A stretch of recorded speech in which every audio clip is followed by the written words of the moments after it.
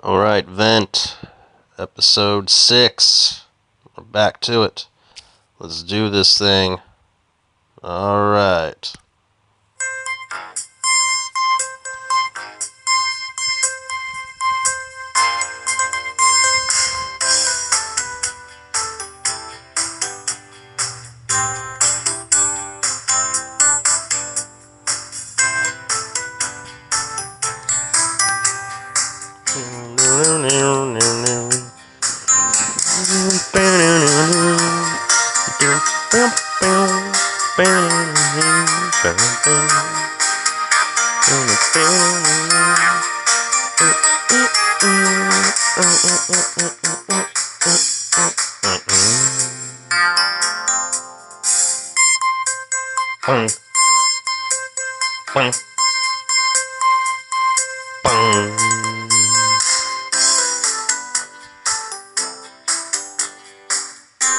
Getting the feels yet?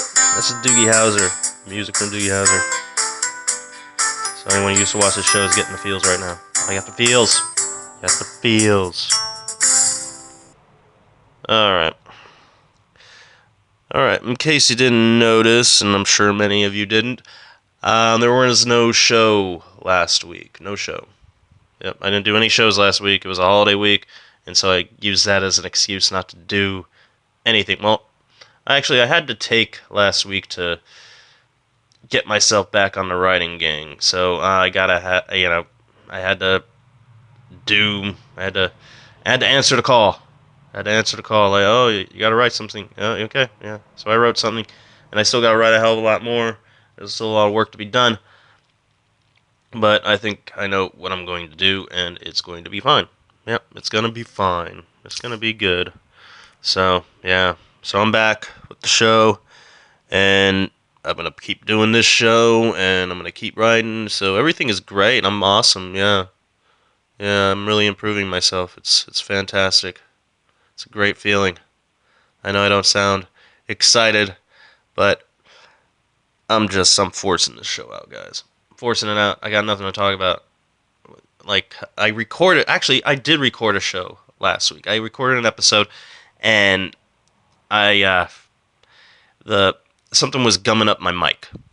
Something was like my mic was blocked, so when I played it back, it just was all muffled and the show sounds bad enough already based on the equipment I'm using. I don't want it to sound worse, so instead of publishing it, I just scrapped it. But what did I talk about on that show? Like I recorded about a week ago, I talked about the whole net neutrality thing, and I was trying to get to the bottom of that, and I've given myself some time to think about that, and I don't know, I'm starting to develop an unpopular opinion about that whole thing.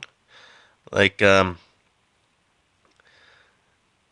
do you explain net neutrality? Okay, so I'm gonna boil it down here because everyone's saying like, okay, so if they repeal net neutrality, there'll be fast lanes and slow lanes in the internet, and you won't have access to all your favorite websites. They'll be blocked because you gotta buy packages from your ISP and shit like that. And I'm like, okay, I don't go to that many websites anyway, so I might get cheaper internet out of the deal, you know? But I think people are confused about who this fight is really between.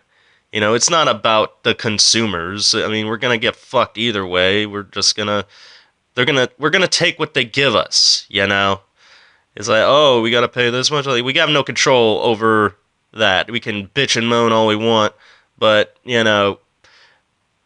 it's, they're not thinking about our interests, the ISPs and all that.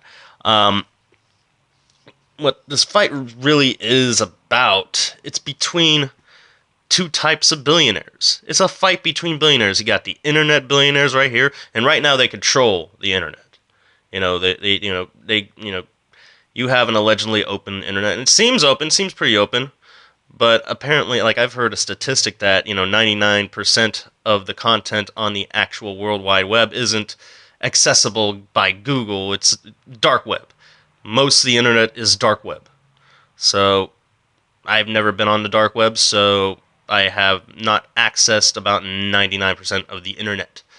I've just been on that little 1% that everyone else is on. Yep, the criminals and cyber masterminds are on the other 99%, but I'm still stuck in the I'm still stuck in the Google bubble. So we got the internet billionaires, the Google guys, the Amazon guys, the Netflix guys, and the Hulu guys, whoever those are, whoever they are, they're amazing because Hulu is amazing, and so is Amazon Prime, so is Netflix. All that shit is amazing, and it's great to have access to it, but the real fight is not between the consumers and the corporations that want to control what you see online. The real fight is between these internet billionaires and these conglomerate billionaires, and who's the bigger billionaire, and who has the most control. Actually, the conglomerate billionaires have the most control, so they can, the internet billionaires are not, they're not as big as of billionaires as a conglomerate. So you might have heard that Jeff Bezos, the Amazon guy, is worth $100 billion. Well, that's just like, I don't know how many people are involved in Amazon. How many people are in charge. You got the board of directors and shit like that. But conglomerates have more people and there's more money spread out among the people in charge of the conglomerate. So it's a bigger monster. It's hard to believe that Jeff Bezos is the little guy here, but he's the little guy here. And so is Netflix guy, I forget his name. And whoever's controlling Amazon. These are the little guys now. But they're all billionaires. So you can't really feel that sorry for them. Oh, the bigger billionaires are going to take the power away from the little billionaires. And okay, well, you can use that as a metaphor. It's like, hey, big government's trying to take it away from the little guy, which is me. And I don't like that. I want to have complete control over the internet I experience, Yeah, whatever, weird YouTube videos or porn that you like, and you might not, after the net neutrality is repealed, you won't get to watch the porn you like anymore because you'll have to buy a separate package. And you're not going to buy a separate package for porn. Are you crazy? It's like, oh, man. Like, oh, yeah. Oh, no, I can't watch porn anymore because net neutrality's been repealed, and I can't comment on something because I gotta buy a separate package. I'm like, is it really gonna be broken up that? It's just overcomplicating things, and people will stop using the internet as a result. And I don't think these ISPs want people to stop using the internet. And if they start taking their freedoms, that's exactly what's gonna happen, because it's gonna be called for a boycott on the internet. I will boycott the internet. I will not go on there anymore if they divide that shit up, because that's like a worst case scenario, and they might try to squeeze it in little by little, but we'll know when it's happening, and when I know it's happening, I'm not going online anymore. I'm just gonna start living a normal life. I'm gonna start reading a book, start reading books again, like actual books, not like books on my phone or my tablet. No, I'm gonna read actual concrete books again, which it'll bring us back to a place where we were, where things were simpler, I guess. But people will be afraid that, information is being blocked from us. Well, was it information that you were accessing anyway? So what do you give a shit if it's gone? But I just want to have the access to it, blah, blah, blah, blah. Okay. Yeah, you need free access to everything, All the conspiracy theories, everything that is and isn't, it's all there. It's all in the internet, And you can believe anything you want on the internet. That's the beauty of it. Is because everything is there. All the information, even if it conflicts with other information, it's all there. And, you can make your own narrative. It's like your choose your own adventure story, You're like, oh, I can believe that 9/11 was an inside job. I can believe the Holocaust was a myth, but you'd be an idiot if you did. But, I think it's good to be aware of the popular narrative that most people believe and take that. Okay, on this side is okay. No, wait, this is the media narrative right here. I get it. I know what's going on here. I know how it's supposed to be. But over here, we got the conspiracy theories where everything is not as it seems, and it just kind of cuts that narrative down to the ground. But there's no. All you have is information. Information's not proof. Information is not proof. So you're just using information. You're just using information to build your opinions. And a lot of times, people have the wrong information. Like I like to always say that we're living in the information age with the wrong information because we have all the information available, and it's just or as much that can be available, and we're just making our own narratives out of it because we can't keep it all in our heads. We're not. I know I'm not that smart. I can't sell you everything that's going on, that what people think about what's going on with, conspiracy theories behind the Vegas shooting and all this other nonsense. But people are yelling about it. People are putting videos on YouTube that exposes the hidden agendas of newspapers like Washington Post and all that. Okay, I'm sick of hidden agendas. I think everyone should abandon their hidden agendas because I used to go through life with unspoken agendas, and guess what? Didn't work out. It never worked out. So I think the lesson I took away was if you have a hidden agenda, be honest about it or just give up on it. That's my advice there. And you could take that what you will, man. But it's one of the reasons why I haven't been keeping up with the show is because my opinions keep changing. My opinions keep changing about things. Like, you hear more about, sexual harassment allegations, and it gets to a point where it's like, okay, well, these are just all old white guys that are being accused. All old white guys. Which just leaves me to assume that it's turned into a fucking witch hunt, for sure. It's a total witch hunt. But the witches actually exist in this case. But the fact of the matter is, these are just white guys who have no game. And they're creepy as fuck. So whenever they attempt to flirt or come on to someone, it's not sexy, it's creepy, and it weirds chicks out. And apparently they're blind to that fact. Or they're aware of it and they just go through it anyway because they gotta get their rocks off. Whatever. Okay. But when you get right down to it, it's just these old white guys who can't charm their way into a pussy anymore. So, man, that was vulgar when they can't charm their way into, because that's how it works. That's the sexual dynamic between men and women. It's like you gotta be charming, you gotta establish value, and then the girl will be all like, "Oh, he's so funny and amazing, and he's talented, he got money and all that, and he really charmed his way in there." Yeah, he really charmed his way in there, didn't he? Yep. But, a lot of guys, especially the guys who are being accused of sexual misconduct, don't have that charm, and it probably never existed for them. They probably when they were younger, they could pretend like they had it, but now they're older, they can't pretend like they have it. Now they're just a creepy white guy, and they're ruining their lives because they can't stop sharing their horniness with their desired mates or whatever. So I just came down to the conclusion, that white men can't flirt. Not only can white men not jump, they can't flirt either. White men can't flirt. Period. So my advice to white guys who have difficulty, like the incels out there who are blaming women for all their troubles, just stop blaming women for that. It's your fault because you're white and you're creepy. And if you're not white, you're just creepy, I guess. And if you're just, if you have difficulty getting laid, then, my best advice is to wait, search around until somebody is drawn to you. I think my only advice to anyone who's searching out there is just establish value for yourself and others will take notice, but you can't force your way in there with suggestive comments or,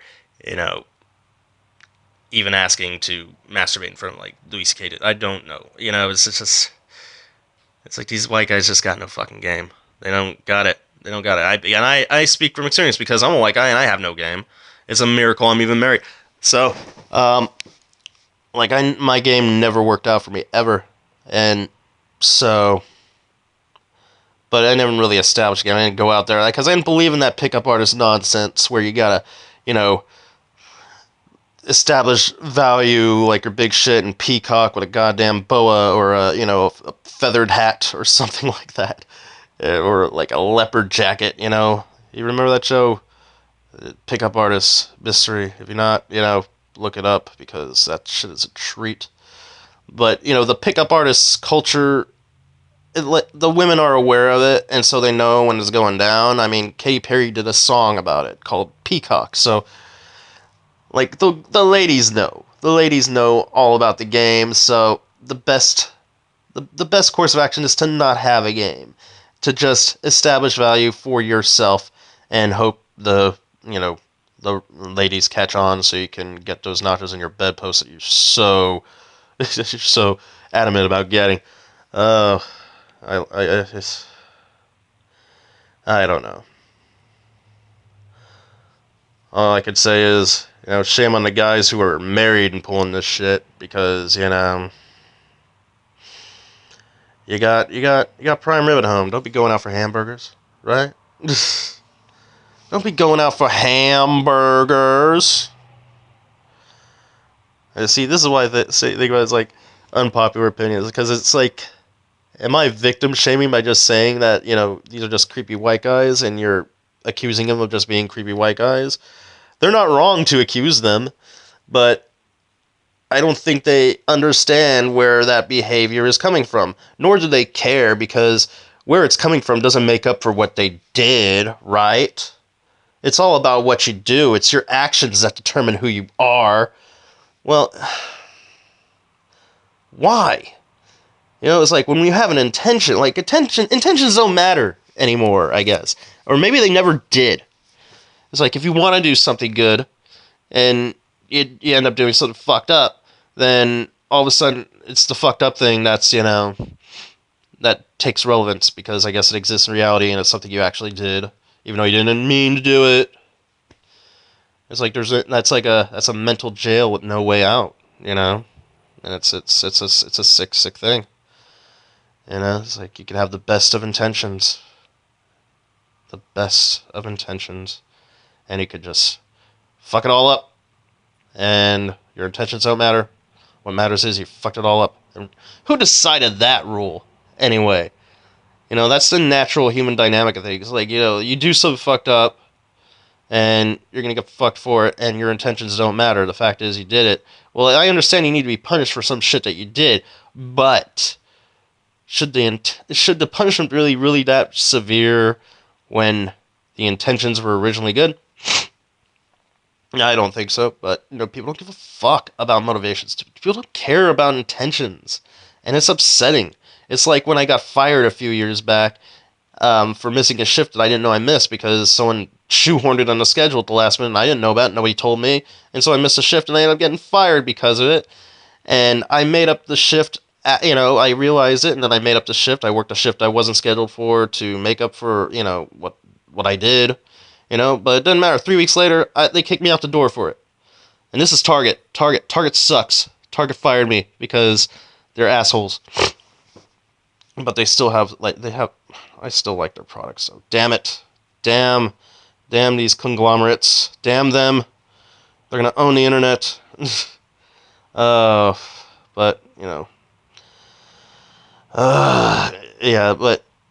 I got fired, and I did everything I could to do it right, but it was like, no, it didn't matter. And then after I got fired, they rejected my unemployment, and so I had to appeal it, and so they had this hearing over the phone where I stated my case passionately, and I delineated all my motives for, or all my intentions of how I never meant to do it, and I worked real hard, and they just said, go fuck yourself. So they rejected my, appeal, and so my conclusion on that whole situation is if you work at Target, or if you plan on working at Target, you figure out a way to unionize that place, because that'll really get under their skin. They have a really big thing against unionizing. I watched this video when I was hired. It was one of those training videos, and there was a part in the middle where it's like adamantly against unionizing, and they said all the horrible things that would happen if they unionize. And I'm like, good, let it happen. I hope you get ruined. I hope it ruins you. Because as good as their products are, and they really have, like Market Pantry, they have the Market Pantry there. That is the best generic brand ever. Best generic brand ever. And it's at Target exclusively. But I don't care how good Market Pantry is. I want them to unionize, be forced to unionize, and I want them to crumble because that would just give me such delightful Schadenfreude. Schadenfreude. I don't know how you. I prefer to pronounce it Schadenfreude because if you pronounce it Schadenfreude, you sound like a pretentious prick. So Schadenfreude. I get a lot of Schadenfreude, similar to the Schadenfreude that I get from these sexual harassment allegations. So I don't know. Excuse me, I got a cough. I was tripping over my words there. I had to get a cough out. But it's got my unpopular opinions, man. And, I guess I'm allowed to have them, but I'm not going to preach them because because I don't think a lot of people should think like I do. I think, I think I think it's, if you're in my line of work, you can have opinions like this, but if you're trying to, like, make a difference in the world, like, if you're working, like, for, government, or the state, or retail chain, you're unpopular opinions aren't encouraged, and so that's social contract right there. That's not like free speech being prohibited. I mean, social contract prohibits speech on its own because it's all a matter of etiquette. You know. Oh boy, where the hell am I going with this? The fact of the matter is, I just had to get a show. I had to get a show out today. Like I had to, because it's been a week since I recorded one, and it's been a week and a half since I uploaded one. So I need to get this done. I gotta get out there. Gotta say my piece. Gotta shoot off at the mouth. Freestyle. I'm freestyling it all the time on this show. And so I gotta talk about what's bothering me. And this is the shit that's bothering me. Like, a lot. And, it bothers me so... Like, what bothers me most about it, not because of, what it represents, or, what people are saying about it. What bothers me is I can't just... I can't bash in a nice, little, perfect opinion on anything. It's just, like... It's just chaos in my brain where it's, like... Because you hear both sides and you want to... Like, the fact of the matter is I'm neutral. I'm totally neutral. And they think... some people say it's a bad thing to be neutral. But no, it's the best thing to be neutral because, it's awesome not to take sides. Because you could agree with one side on one thing and another side on another because not everyone agrees on all the things, but neutrality agrees on all the things. So we need to keep neutrality alive and well. So, while everyone else is fighting for the survival of net neutrality, I'm going for mind neutrality myself. Mind neutrality. Keep your opinions and your views right down the middle. And you know it's bullshit, call bullshit on it. It's the ultimate path to truth. Neutrality is the ultimate path to truth. I don't know where that came from, but yeah, that's a fact. Neutrality is the ultimate path to truth. And a lot of people, anyways, you gotta pick sides. You gotta pick a side, and you're either with us or against us. If you give me an ultimatum like that, you can go fuck yourself. All right, I'm gonna do my own thing. I'm an iconoclast. I'm an individualist. I will do my own thing, and if you don't like it, then you can go fuck off with the buzzards. That's right. That is right. Okay, so what else is pissing me off today? I saw something on Facebook that annoyed the piss out of me. Yeah, where was that? Like, I just saw it. And I have, like, when I saw it, I was like, huh?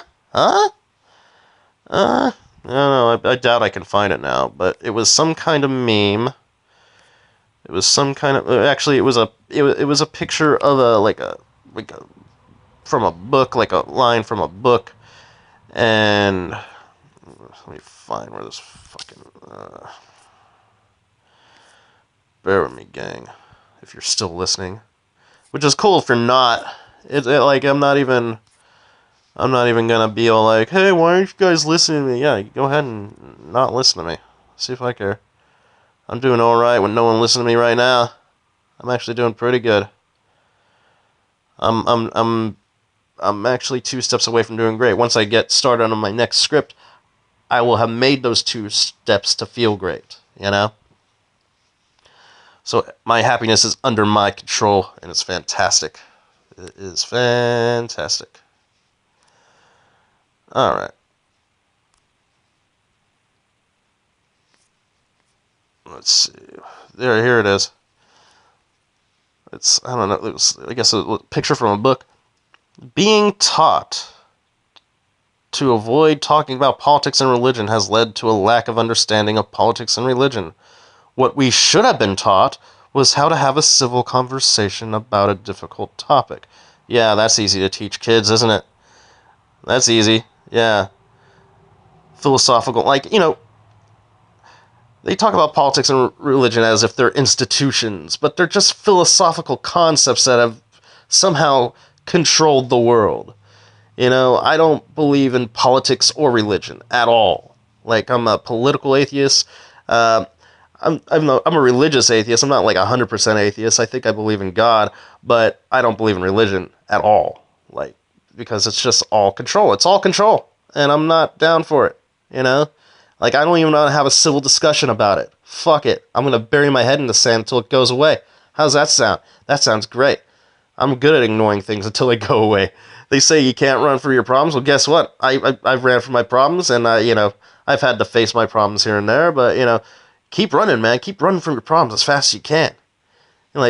Because it's between the big fights between you and your problems, and the further you run away from them, the further you'll get away. And then maybe they'll catch up to you, maybe not. But hopefully, by the time they catch up with you, you'll be dead. So just keep running until you die, and if they catch up to you, don't worry, because you'll be dead. That's a fact. That's a fact check. Oh, I'm not being funny today. What's wrong with me? Like, Nick, what's wrong? What's wrong, Nick? Just tell me what's wrong. Nothing's wrong. I just want to keep moving. I want to move fast. I want to run from my problems faster. Yeah, that's all I know how to do. Yeah, I want to get some work done, be productive, and I want to be a man, not just a person. I want to be a man. You know. I'm not gonna try to be a man though, because if you try, then you'll just fall flat on your face. Um, yeah, so but yeah, like, because I remember my father, like, he was such a man's man. Like he abandoned me when I was 7. He ran off and did whatever. I don't know what he did, but he didn't go. Yeah.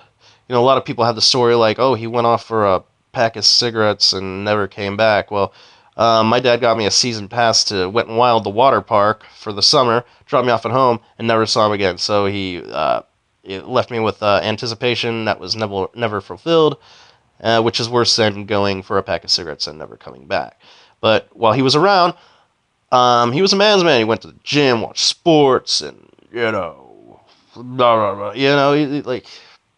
But he dressed like he was always wearing spandex. He was always wearing spandex, and going to the gym and shit like that. And he had like a cum catcher Magnum PI mustache, and and then he was gone. And then I heard a few months back, and this is all hearsay. I don't know if it's true or not, but like I got in touch with one of my cousins on my father's side, and I asked like, "Hey, have you heard about anything that happened to my dad?"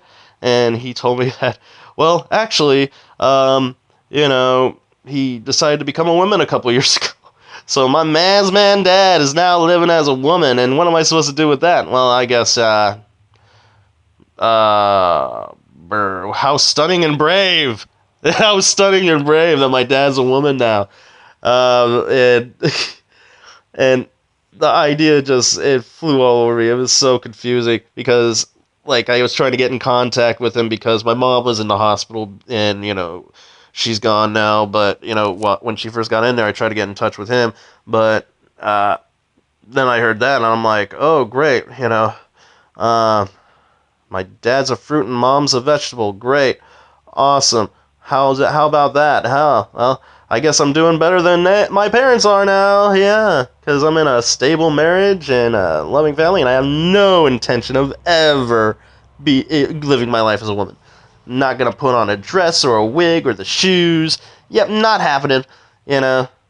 But yeah, after all, like I guess there's a lot of people who like a lot of guys who dress as women who aren't gay. So I don't know if he's one of the gay trannies or what, but I guess you live your life. You're stunning and brave. Keep it up, Caitlin. Oh boy.